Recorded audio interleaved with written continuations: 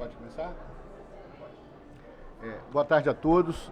Estamos aqui abrindo o podcast em comemoração ao programa número 100 do Engenharia Predial, do programa Engenharia Predial. Nós programamos aqui para o CONASE Espírito Santo 3 podcasts, estamos iniciando o primeiro. Temos aqui como convidados o Dr. Wander Andrade, que acabou de fazer uma palestra magnífica, o Marco Aurélio da Marco Condominial e o Anderson, síndico do Sunset Residência, né? O nosso tema continua sendo, como já foi mais cedo, a questão da contaminação do concreto, uma vez que foi exatamente no Sunset Residência que pela primeira vez nós detectamos, constatamos essa questão da contaminação. Bom, eu gostaria, Anderson, se fosse possível, você dar uma relembrada aqui, né? Passar inclusive com o Dr. Wander, aproveitando uma consultoria grátis aqui, né? Do que nós já temos lá em termos de ajuizamento. Antes, só recordando, né, para aqueles que não assistiram a minha palestra, mas ela está gravada aí no @engenhariaceoto, à disposição de todos. Lembrar que, vamos lá, no Sunset Residência nós fomos contratados em 2018 para a elaboração do laudo de inspeção predial, indicado inclusive pelo atual advogado da incorporadora, né? Eu fui, até curioso isso, né?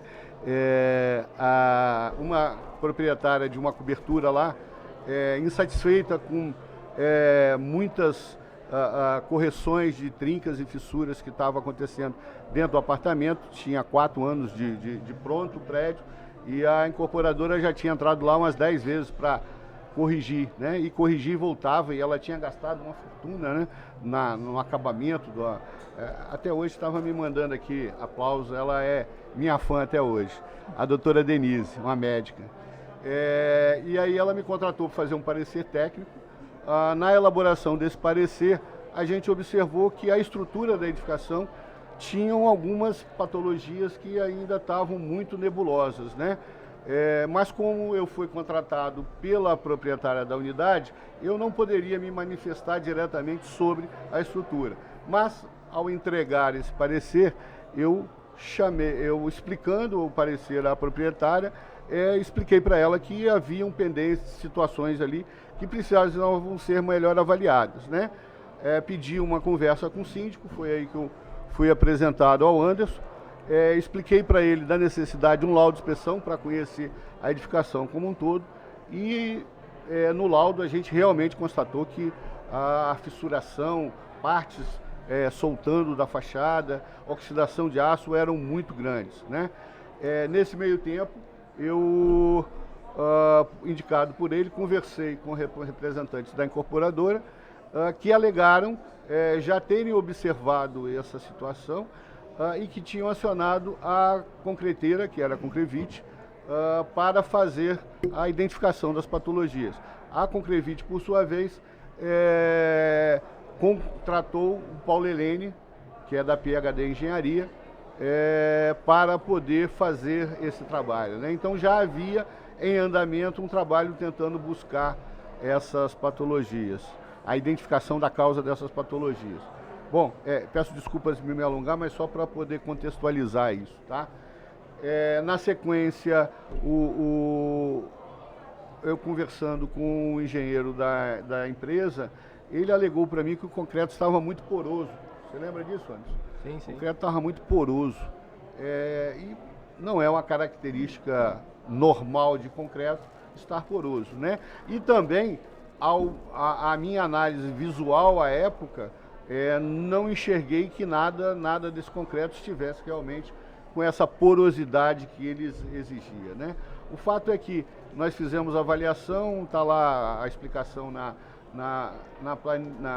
palestra, identificamos, a princípio suspeitamos do aço, depois a própria ArcelorMittal contratou o engenheiro Gibson Meira, que por sua vez confirmou que não era problema no aço, mas sim no concreto contaminado. Só que à época ele não conseguiu identificar a causa da contaminação, contaminação por cloreto, mas não buscou a causa.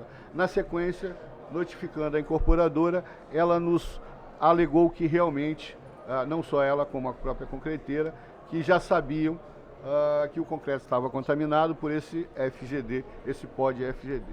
Né?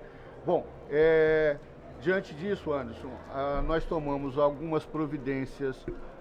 Primeiro, bom, só completando, a Excel Engenharia, engenheiro Robson Gaiofato e o Luiz Araújo foram contratados, inclusive com 1/3 do condomínio, 2/3 da própria incorporadora, né, porque era a incorporadora e a consultora, fizeram o laudo e aí confirmaram, ratificaram tudo aquilo que estava lá.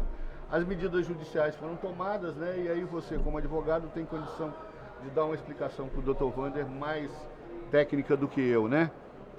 Foi feita uma primeira ação de obrigação de fazer, não é isso? Isso. Quer continuar? Não, você já falou não, tudo.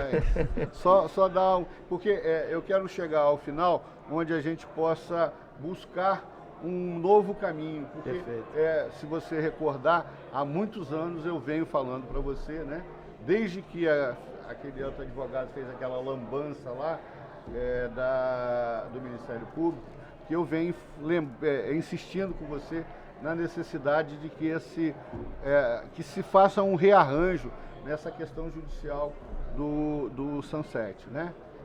Mas explica, por favor. Sim, primeiro boa tarde aí ao Ceoto, agradecer pelo convite. Dr. Wander Andrade, boa tarde, tive o prazer de também assistir a sua palestra, quero parabenizá-lo, realmente muito esclarecedora. Marco Aurélio já é um amigo antigo, né? Tá lá na Marco Condominial, uma empresa que está consolidada aí no mercado capixaba. Parabéns também pelo seu trabalho lá. Como o seu outro já relatou tudo, né? Então eu vou pegar só um gancho aqui. Em 2019 nós ingressamos com uma ação judicial de uma obrigação de fazer em face tanto da construtora quanto da incorporadora, da concreteira e também da indústria capixaba, chamada ArcelorMittal, por conta de que ela foi a fornecedora do pó de FGD. Você deixa eu fazer só um esclarecimento? Sim, sim. A obrigação de fazer foi o condomínio em face da incorporadora e da consultora. Das três empresas. Não. Foi em face das três. Isso, ok. Então, aí seguindo a isso, né, nós fomos tomando pé da situação, sabendo de fato com o que estávamos lidando, porque tudo muito novo, tanto que até hoje, nós estamos em 2025, né, passados aí 6 anos de que tudo começou a acontecer, e não existe na literatura da engenharia nada que fale sobre isso. Então é algo muito novo, agora é uma contaminação muito nova e que nem mesmo os próprios engenheiros sabem como lidar com ela. E aí, passado 2 anos dessa primeira ação, por orientação do Ceoto e também do primeiro advogado que nós tivemos o contato, nós constituímos a Associação dos Proprietários do Condomínio Sunset. Para quê? Para que com essa associação constituída, nós buscássemos uma reparação de dano moral, né, uma espécie de dano material por conta da desvalorização dos imóveis, e essas ações elas estão tramitando, e agora essa ação do condomínio foi feita uma primeira perícia que não nos satisfez, né? A única coisa que ela aponta como incontroverso é justamente a contaminação, porque não há o que se discutir, porque ela existe e ela está mais do que comprovada, né? E agora nós estamos com outro perito nomeado pelo juízo, fazendo uma segunda coleta de amostras, né? Como os engenheiros falam, dos testemunhos, né? E aí eles estão trabalhando. Agora, na semana passada, pediram mais 90 dias, pediram uma dilação de prazo disso, e nós estamos aguardando. E também, paralelo a isso, nós em 2022, né, nós ingressamos com um pedido através de um criminalista junto ao Ministério Público, porque havia necessidade, como há necessidade, de apontarmos quem seja culpado por isso, né? Então, tem que haver uma responsabilização no âmbito criminal. Esse pedido ao Ministério Público, ele chegou a ponto de ser arquivado, mas com muito esforço tanto do corpo jurídico quanto do corpo da engenharia, capitaneado aí pelo Ceoto, nós conseguimos que esse procedimento não fosse arquivado. Porém, a promotora que atua na vara criminal em Vila Velha, né, na promotoria criminal em Vila Velha, ela entendeu não existir crime porque não houve por parte das empresas a intenção de matar. Foi essa a palavra que ela usou, e encaminhou para a promotoria em Vitória, que cuida somente da parte do direito do consumidor. E aí, esse procedimento, como eu disse, esteve próximo de ser arquivado, mas com todos os nossos esforços, nós conseguimos que ele se mantivesse ativo, né? E aí ele está na Promotoria de Defesa do Consumidor, e nós acreditamos que alguém será responsabilizado, porque nós, condôminos, nós que somos proprietários, que adquirimos as unidades, estamos passando, assim, momentos terríveis. Nós ficamos 15 meses sem podermos utilizar nada na área de lazer, né? Porque eles estavam fazendo os procedimentos, tentando corrigir o problema, e nós tivemos que fechar quadra, piscina, nós não tínhamos mais acesso a churrasqueiras, a nada disso, né? E aí nós estamos até hoje com muito cuidado com isso, porque os imóveis eles ficam desvalorizados, né? A situação do Sunset, ela tornou-se pública, e aí os corretores, sobretudo de Vila Velha, eles têm conhecimento, e infelizmente existe muito disse-me-disse, muita inverdade, e eles acusam que o prédio está com problemas estruturais, que a edificação pode ruir a qualquer momento, que o prédio está condenado, e que eu quero aproveitar esse espaço para dizer que é uma inverdade, é mentira isso. O prédio está todo intacto, a parte estrutural do prédio ela está consolidada, mas nós temos um problema muito sério, essa contaminação. Se ela não for controlada, se ela não for monitorada, ela pode gerar consequências mais à frente, né? E aí nós precisamos manter isso sempre em observação. Então, basicamente é isso. Eu gostaria apenas de acrescentar na questão do dano aí que o Anderson falou, que durante praticamente toda a pandemia, como a construção civil não entrou nessa classificação de empresas em risco, né? O prédio passou toda a pandemia sendo trabalhado com rompedores, uma barulheira infernal, as pessoas precisando trabalhar, poeira. Por quê? Porque muitos pontos da fachada estavam sendo retirados, recolocados, né? E o que a empresa executa até hoje, por conta própria, por decisão dela, são reparos pontuais e sem nenhum estudo, sem nada de uma tecnologia, uma identificação de uma forma de descontaminação. Por isso é que hoje a fachada foi maquiada, né? Eles fizeram uma nova pintura na fachada, mas internamente a gente já observa que muitos pontos estão totalmente comprometidos, né? Então, doutor Wander, a dúvida primeiro, tecnicamente, me parece que existe um erro jurídico grave na questão da indenização por danos morais, porque o advogado que entrou, ele requereu uma produção antecipada de provas. E a gente, ele já saiu, abandonou o negócio, passou para outra advogada, mas me parece, né, o que eu já ouvi, é que tecnicamente produção antecipada de provas em processos de em danos morais, materiais, não cabe, né? Então essa era a primeira pergunta importantíssima, que eu espero que a gente consiga esclarecer aqui para o Anderson poder realmente tomar um novo rumo sobre isso. E só corroborando, bem rápido, o problema da contaminação não existe só no Sunset.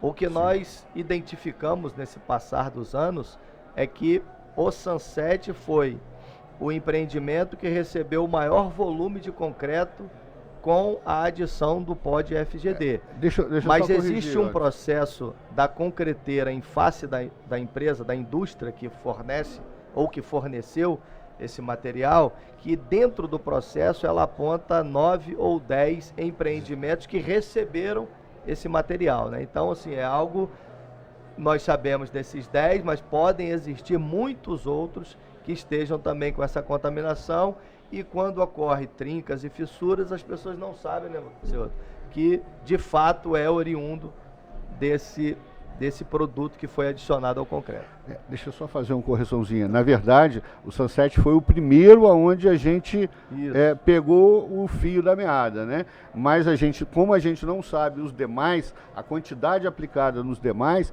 a gente não pode afirmar que o Sunset é o que recebeu mais quantidade. No Sunset, realmente, nós tivemos a comprovação da própria concreteira, que forneceu todos os traços de concreto, onde ela informa o quanto de FGD foi acrescido. Que perto das 34 mil toneladas que nós já recebemos de informação do próprio Ministério Público, não é muita coisa no Sunset, tá? E é isso que nos leva a crer que existem centenas de outras estruturas comprometidas. Muito bem.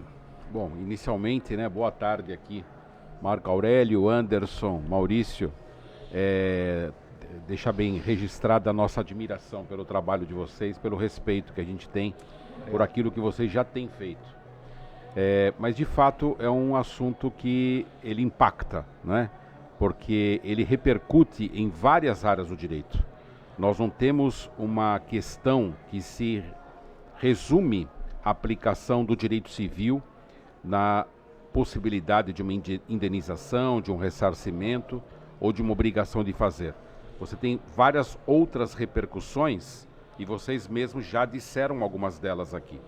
Você tem um aspecto criminal, você tem um aspecto ambiental, você tem um aspecto do consumidor, só para ficarmos nessas 4 balizas. E de fato, nós entendemos que neste momento em que eu chego até aqui, é muito difícil voltar ao passado e fazer qualquer crítica ao colega no que se refere à pertinência ou impertinência da interposição de uma ação de produção antecipada de provas. Pode ser que, naquele momento, de fato, era relevante, era importante, pouco se sabia a respeito e me parece que pode ter até uma pertinência. Porém, de fato, esse tipo de ação não tem costumeiramente, né, a prática, e por praxe você está também postulando indenização, até porque você não tem sequer o elemento confirmador de responsabilidade. Você teria que ter primeiro esse elemento para depois cogitar de responsabilizar quem quer que seja.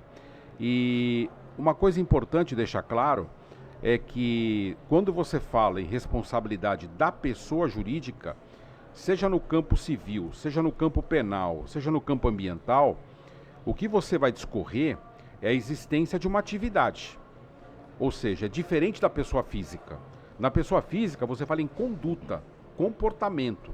E é por isso que você questiona se ele agiu com dolo, se ele agiu com culpa, se ele quis o resultado, se ele não quis o resultado. Quando você traça o plano da responsabilidade empresarial, seja ela da construtora, da incorporadora, da empresa cimenteira, daquele que de alguma forma contribuiu, todos são responsáveis. Nós vamos ter que apurar, talvez, a medida da responsabilidade. E digo mais, a depender do contexto, nós temos uma solidariedade.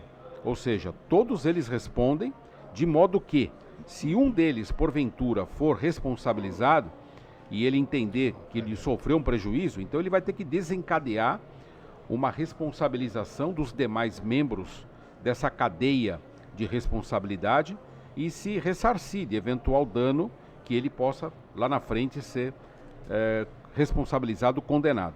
Porém, a gente tem essa preocupação, por quê? Porque vocês estão trazendo notícias de que o fato não se restringiu a um único edifício, ele se expandiu para outros e não se sabe sequer se se limitou a esse número que vocês estão levantando ou que têm em mente esse quadro atual como ele está posto. Por isso que avulta-se importância um fenômeno também chamado de legitimidade ativa na propositura dessas ações, que inclui não somente o Ministério Público Estadual, mas o Ministério Público Federal. Existe a possibilidade de haver aí um litisconsórcio ativo nesse processo, cogitando-se de colocar tanto o Ministério Público Estadual quanto o Ministério Público Federal. São situações muito peculiares, muito particulares, mas que parece ser a hipótese do caso que vocês trazem aqui à mesa. Por quê? Porque você percebe que esse dano verificado, ele não é um dano de uma vítima ou de um sujeito passivo específico, mas ele é um dano de um sujeito passivo difuso. É mais do que coletivo, porque o específico é aquele que você encontra. Ok, aconteceu só no Sunset, perfeito, temos um universo circunscrito. Expandiu-se para mais 10 edifícios, ele deixa de ser um dano pontual, ele passa a ser um dano coletivo. E aqui o Ministério Público já passa a ter legitimidade. Quando é um prédio só, não. Ele não tem essa legitimidade, sim, é interesse individual, é interesse privado, e ele não adentra essa esfera. Quando você tem aqui o interesse individual homogêneo que caracteriza uma coletividade, o Ministério Público já pode ingressar. E quando ele chega ao nível de um interesse difuso, que é aquele que atinge uma coletividade que você sequer sabe ainda o seu potencial alcançado por esta ação, então avulta-se ainda mais o papel do Ministério Público Federal, que na nossa ótica tem que ser chamado também a participar desse entendimento, dessa investigação, e é o caso de se cogitar de audiências públicas. Não sei se isso já aconteceu, mas trazer o poder legislativo, trazer o poder executivo, porque o poder executivo ele tem que fiscalizar as leis que estão em vigência, as leis federais, as posturas municipais. O poder legislativo ele tem que fiscalizar o poder público. É muito comum a gente se lembrar do poder legislativo apenas com a função de legislador, mas não, ele tem também a função de fiscal, e de fiscal do poder. E aí a grande pergunta, os fiscais estão de fato exercendo o seu munus, a sua responsabilidade, o seu papel, porque nós estamos aqui diante de um caso que extravasa o direito individual e chega a aspectos que envolvem a cidadania.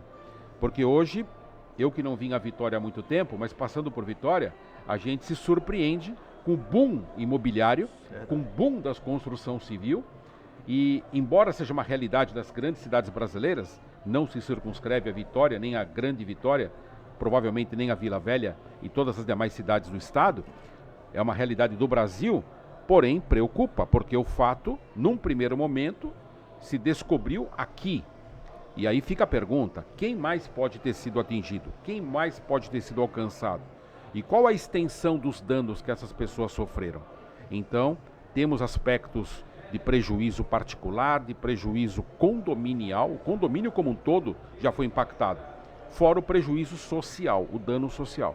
Então, acho que nós temos um case aqui nessa cidade que merece toda a atenção, não só da Assembleia Legislativa local, como do Congresso Nacional, porque me parece que é um assunto da mais alta importância, da mais alta relevância, e realmente a gente tem que parabenizar vocês que estão, de alguma forma, trazendo esse tema para o debate.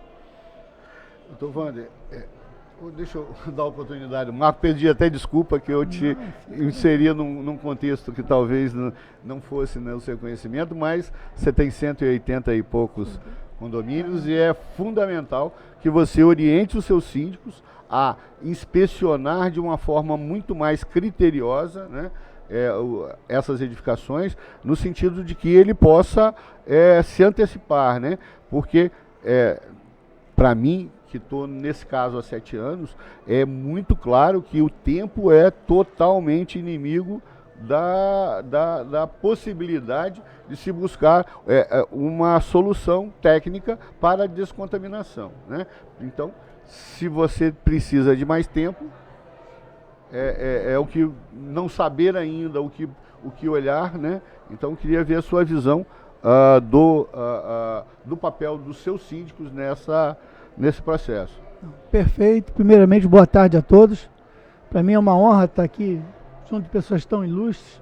o Anderson, que eu conheço há um bom tempo, é um síndico profissional que tem 12 anos no seu prédio, então um profissional que está ali mostrando serviço. Meu amigo seu outro nem fala, né? O camarada que está no coração, um profissional de extrema qualidade. O Dr. Wander, estou conhecendo agora há pouco, mas você sente pela categoria do que fala, que é conhecedor do segmento. Eu, como assessoria administrativa, meu nome é Marco Aurélio, sou diretor da Marco Condominial, uma empresa especializada em gestão de condomínio. E o que eu observo? Que o mercado condominial, ele ainda é muito amador. O morador, por sua vez, o condômino, ele quer pagar o mínimo possível, não se preocupa com uma assessoria mais técnica, o que acaba dificultando. Porque no prédio nós temos alguns atores que são de extrema importância. O síndico, de extrema relevância, porque é o órgão decisor. O conselho, que é o órgão fiscalizador e aconselhador. E as assessorias. Como tem que ter uma assessoria administrativa que proporcione a ele fazer uma boa gestão. Tem que ter uma assessoria jurídica que dê a ele todo o elemento para que ele não tome decisões erradas. Hoje em dia, mais que nunca, uma assessoria em engenharia, que é para justamente fazer essa prevenção. Ou seja, a grande maioria dos prédios não faz as suas manutenções programadas de acordo com o manual que vem da construtora, porque são prevenções caras. E quando você bota isso na previsão orçamentária, não vamos fazer isso aqui agora, não vamos deixar acontecer. E você vê uma inundação de prédios com problemas que não deveria ter. Então, o que eu acho? Acho que tem que ter uma consciência das administradoras em si, que estão à frente desse projeto, ter um poder de convencimento maior com o seu cliente, mostrar a realidade dos fatos, não é ficar contando historinha, amedrontando, não. É contar a realidade dos fatos, que é um bem como esse tão caro, que tem uma vida útil extensa, de repente pode ter sua vida útil totalmente debilitada por conta de uma falta de uma manutenção programada, que se você fizer essa programação, você consegue ter o teu prédio sempre intacto. Então a figura tua, o Maurício Outro, que realmente está aí no mercado mostrando a realidade, às vezes até contundente, né? Algumas pessoas ficam até meio, não, é que você tem que mostrar a realidade. Né? Os condomínios, os prédios, têm que ter a noção clara de que precisa de uma assessoria mais abrangente. Não se limitar somente a um contador, uma administradora, não. É um conjunto. Nós somos os atores que proporcionamos ao condomínio uma gestão de qualidade. Então, o meu recado é esse. Acho que todos nós temos que abrir os nossos olhos, nos especializarmos cada vez mais para entregar o melhor. E o outro lado, que é o consumidor, ele tem que ter essa noção. Cara, eu tenho que investir no meu patrimônio, que não é só o patrimônio, é vida, é qualidade, é conforto, é salubridade. Então, tudo isso está em jogo nesse processo de uma edificação. Na análise que foi feita do Sunset, lá pelo engenheiro Gibson Meira, ele demonstrou claramente que a corrosão do aço comprometia em 10 vezes mais a velocidade normal de corrosão. Então, foi mais ou menos a época dos 5 anos, né? Como a norma já previa 50 anos, 5 já tinham ido embora. Então, desde 2019, a vida útil da edificação já foi toda comprometida, né? E aí é o prejuízo, é o dano moral, né? Com relação à questão do amadorismo, é isso que a gente busca, né, doutor Wander, aqui com o CONASE, né? É o primeiro aqui no Espírito Santo, mas em São Paulo já tivemos 7 e estamos rodando o país. O Sérgio Craveiro é a pessoa ideal para trazer esse profissionalismo que o síndico precisa, né? E que você bem descreve. Só complementando, Anderson, até por falar no CONASE, né? Aqui no estado nós temos muito pouco eventos com essa natureza. E eu até passou para mim um pouco dessa responsabilidade, porque eu sou um dos atores do mercado. Será que se a gente se unir e promover, as administradoras todas juntarem, vamos falar sobre carro elétrico, vamos falar sobre edificação, vamos falar sobre, sabe? E a gente não toma uma ação mais proativa. Aí tem que vir um evento bacana como esse lá de fora para colocar cultura. E nós temos que dar mais valor a esse tipo de evento. Não tem como. A gente tem que patrocinar isso, bancar esse trabalho, que é cultura, é o conhecimento. Acho que é a melhor coisa que nós, que estamos na cabeça de uma administração, temos que colocar para todos os moradores, não somente para síndicos e personagens na linha do que o Marco está falando, eu acredito o seguinte: como esse é o primeiro CONASE e ele já chega bem, já chega forte, eu acredito que ele ainda tenha que ser intensificado.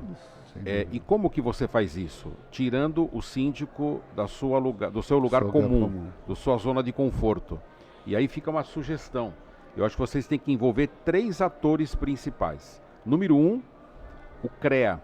O CREA tem que ser chamado para convidar os engenheiros para que eles participem dos eventos. Muito bem. Temos ainda que chamar as administradoras de condomínio, porque elas têm os contatos dos síndicos e elas são os grandes players desse ecossistema. E por último, você tem que chamar a OAB. A OAB também para cerrar fileiras. Hoje você tem aqui no estado do Espírito Santo uma comissão de direito condominial. Você tem aqui na cidade de Vitória, Vila Velha, provavelmente devem ter as primeiras comissões. O Brasil ainda está ensaiando os seus primeiros passos. Aqui já teve até um congresso na área que eu acompanhei. E então fica aqui a minha sugestão, que esses outros players sejam convidados, não só para estar presentes, mas para colaborar no convite, no engajamento dos síndicos que estão na ponta. Até porque há que criar cultura de frequentar esses ambientes, esses espaços, né? Porque onde não se faz, não se tem nem a curiosidade de saber do que se trata. Então eu acho que quando você envolve essas instituições, em que pese uma ou outra até possa não adentrar, não aderir ao processo, pelo menos você fez um esforço para que isso alcançasse. E claro, a mídia nem se fale, né? A mídia, a imprensa é fundamental para também chegar na ponta, e a ponta é o síndico, é o conselheiro, é o condômino, todos aqueles que operam no segmento condominial. Deixa eu só fazer um esclarecimento, porque que eu, há uns anos, eu entendi que, como eu fiz uma faculdade de graça, né, UFS, até porque não tinha outra, né, mas era a que eu fiz, né, ganhei 5 anos de conhecimento e vivo hoje a minha vida em função da engenharia, né? Então eu comecei a me preocupar exatamente com isso. Eu entendia que a melhor forma de eu dar algum retorno à sociedade, né, pelo curso que eu ganhei de graça, era exatamente tentar fazer uma engenharia que a gente chama de engenharia social, né? E na época a minha visão foi: o melhor lugar desse é o CREA, né? E aí cheguei, virei inspetor-chefe da engenharia de Vila Velha, né? Mas a experiência que eu tive foi a pior possível, né? Dentro, não sei se na OAB isso replica, mas o que a gente viu lá dentro é somente interesses políticos, né? Fazer para se reeleger, para poder ficar vendendo um assistencialismo aos engenheiros de forma leva para o Congresso, mas infelizmente não vi essa possibilidade. Concordo plenamente que engenheiros teriam que estar engajados nisso, né? E pior, né? Os que são engajados estão engajados no sentido de falar mal de mim, que estou tentando alertar a sociedade, né? Eu expliquei isso na palestra hoje. Então, teríamos que ver uma forma disso. A OAB, a gente tem uma boa interlocução com a Maline, presidente que era, parece que houve uma mudança de presidência, né? E me parece também, pelo que eu sei, que o atual presidente é mais vinculado às incorporadoras, né? Tem, dentro das questões condominiais da OAB, tem essas duas faces aí que também não conseguem... Eu queria acrescentar, você vai falando, eu vou me lembrando, né? Sim. Até porque, como eu sou professor universitário, eu quero lembrar de um público que precisa ser trazido para cá.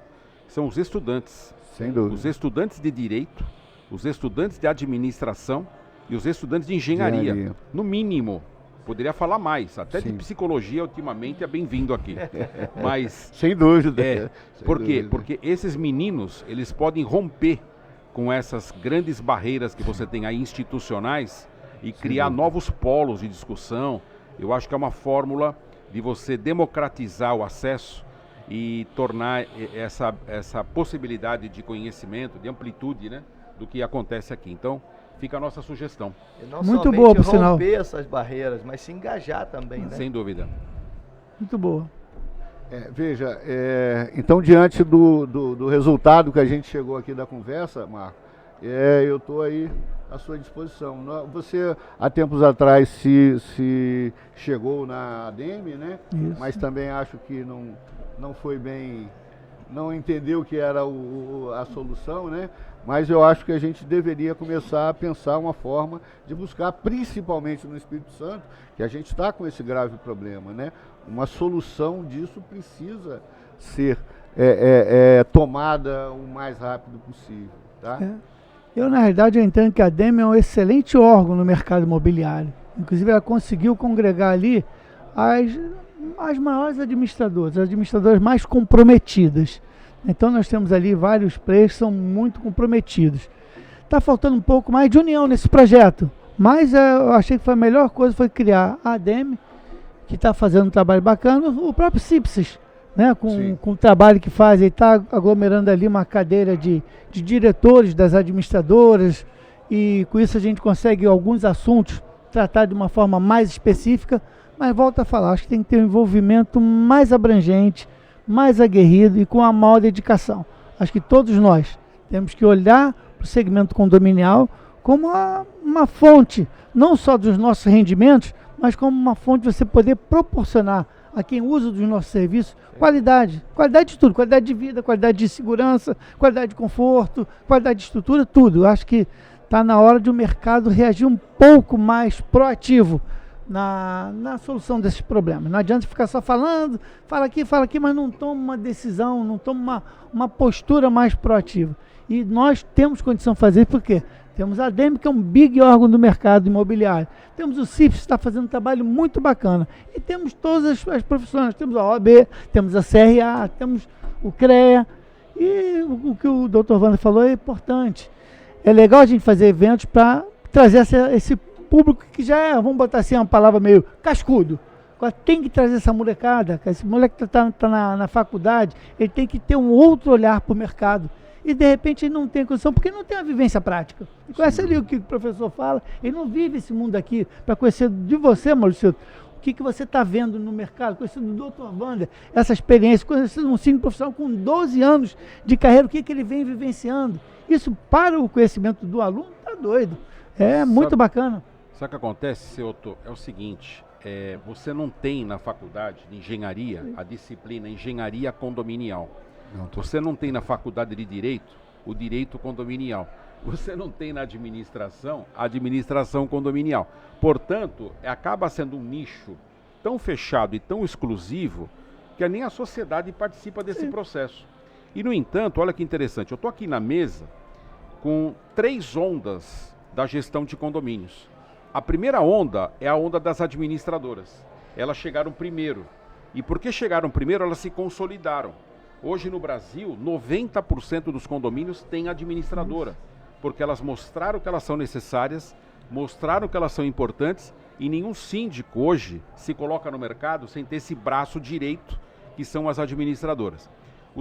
A segunda onda aconteceu em 2002, um pouquinho antes, mas o Código Civil empurrou, que é o síndico profissional, porque o síndico profissional também demonstrou que não dava mais para fazer uma gestão amadorística, não dava mais para fazer gestão empírica, e o síndico morador, que se quiser permanecer e será bem-vindo, vai ter que pautar a sua gestão no parâmetro profissional.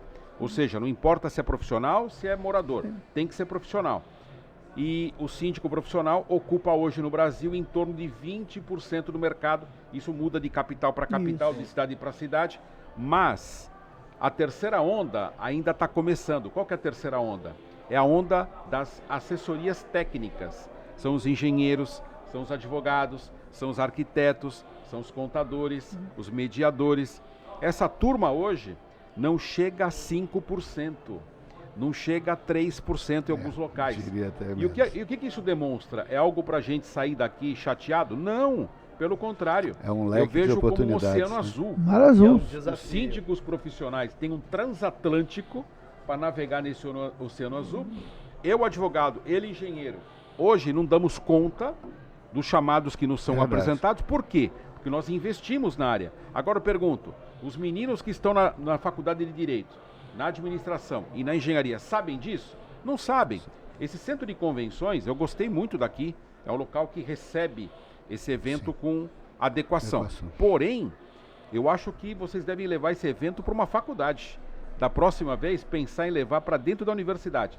É só para provocação mesmo, porque esse local aqui também é maravilhoso. Interessante. Tá tudo certo. Uma proposta muito interessante. Perfeito. Ô Marcos, eu vou colocar um ingrediente a mais aí no que o Dr. Wander está comentando, pelo seguinte, eu sou hoje uma grande, não vou dizer vítima porque não é o papel, né? E eu também uma não referência, tá? Não me coloco dessa forma, mas as incorporadoras hoje, elas não pararam para pensar, é o que eu posso imaginar, né? Porque eu dei o exemplo hoje, o mercado automobilístico, toda montadora sabe que quando identifica uma peça defeituosa, tem que fazer um chamamento para trocar aquela peça, né? Então, o caminho para eles é o mesmo. Tá? Inevitavelmente, essa situação do FGD vai desaguar em danos absurdos, né? E se continuar essa guerra de eu contra eles, deles contra mim, a gente não vai a lugar nenhum. E aí eu solicito e sugiro que você pense, avalie a possibilidade, já que você está lá dentro da ADEME, porque a ADEME tem o braço das administradoras, mas tem também das incorporadoras, tá? Que estão pensando totalmente diferente. Eu não falo em Sinduscom porque a guerra entre nós está aberta, né?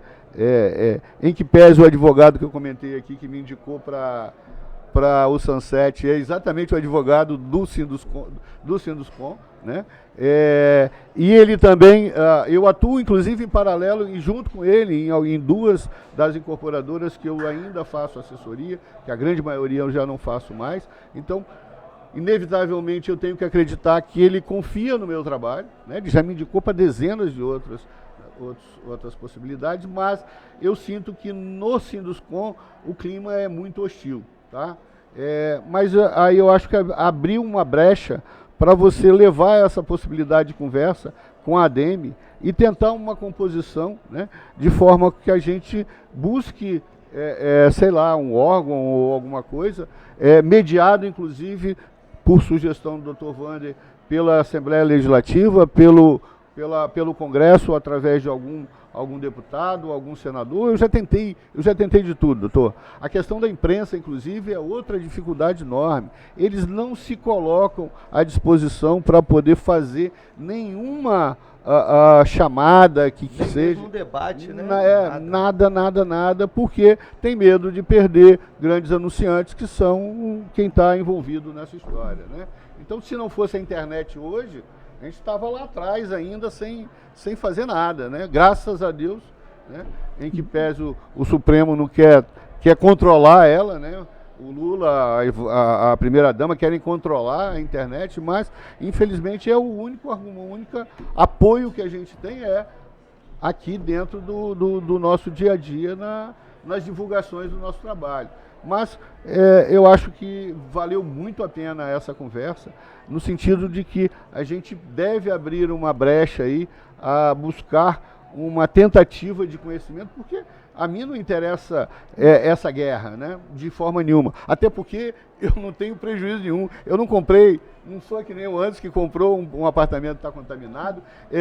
Eu não tenho nada que possa me indispor com eles. Apenas, então, somente estou taxado de um monte de coisas que eu não sou, por óbvio, né?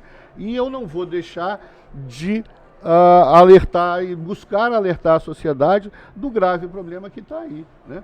Para não se tornar depois, o Dr. Wander repetiu lá, eu não sei nem, acho que ele nem tinha visto eu falar, mas repetiu lá a questão da Mariana e Brumadinho, quer dizer, essas empresas sabiam, doutor, eu trabalhei dentro da Samarco, fazendo a terceira usina, 2 anos e meio, e toda a reunião que a gente ia, essa conversa de que aquilo vai romper, de que está fazendo reforço e tudo mais, já existia. Então aquilo era uma tragédia anunciada, né? Quer dizer, nós temos outra tragédia anunciada, vai deixar chegar a terceira? Não tem o menor sentido. Na verdade, como é que eu vejo isso, senhor? É até um pouco delicado, mas acho que o mercado, às vezes, ele se envolve em vaidades que as partes não cedem, sabe, doutor? eu tenho minha posição essa, não viro, eu tenho minha posição essa, eu não concordo, e não chega num termo comum. Eu acho que tem que ter o parecer técnico de uma forma fria mesmo, fria mesmo. Isso aqui é meu parecer técnico, não estou falando isso aqui com emoção, querendo destruir o teu trabalho, não. E discutir esse parecer técnico. Só que chega num ponto de vaidade tão grande que o construtor, por um lado, tem o seu ponto de vista, a parte de engenharia, principalmente voltada ao seu outro, tem outro ponto de vista. Todos dois devem ter o foco em quem? Em você que é cliente. Não no se eu vou ganhar essa batalha ou não. Ambos têm que lutar para quê? Eu quero que o meu cliente realmente tenha esse problema resolvido. Seja com uma assessoria técnica do seu outro ou de qualquer outro engenheiro. Nós temos excelentes engenheiros aqui no estado. E mais a participação efetiva da construtora.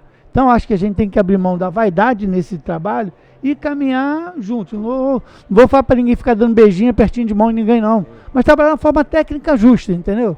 Esse é o meu ponto de vista, não estando envolvido diretamente em nenhum dos dois setores. Tá? Não, eu reforço, assino embaixo, porque veja, o maior prejudicado é o consumidor. Isso aí. É o consumidor. E que a grande maioria deles nem sabe disso.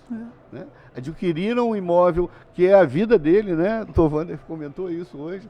Minha casa é minha vida, o imóvel é a vida, a grande maioria só vai comprar um na vida toda, né?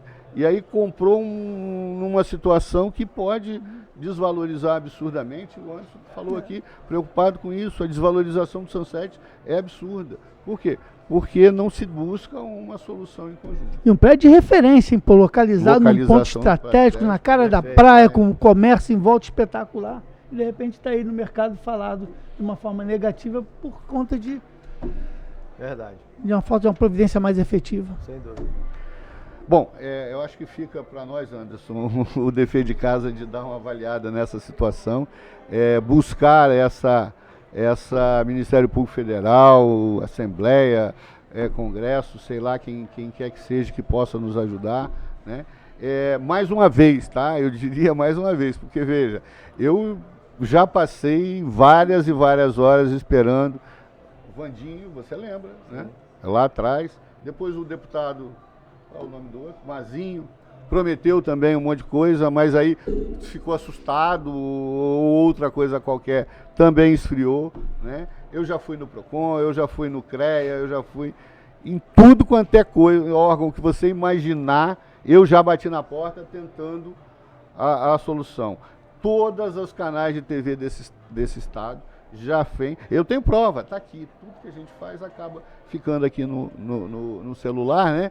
Mensagens e tudo mais. Até hoje, tudo que a gente faz vai para todo mundo. Eu não tenho a menor dúvida disso. Eu acho que ainda caberia, de todo o esforço que vocês fizeram, eu não vi se isso foi implementado, mas fica também uma sugestão adicional, que é vocês cogitarem de uma ação civil pública. A ação civil pública, ela tem natureza coletiva.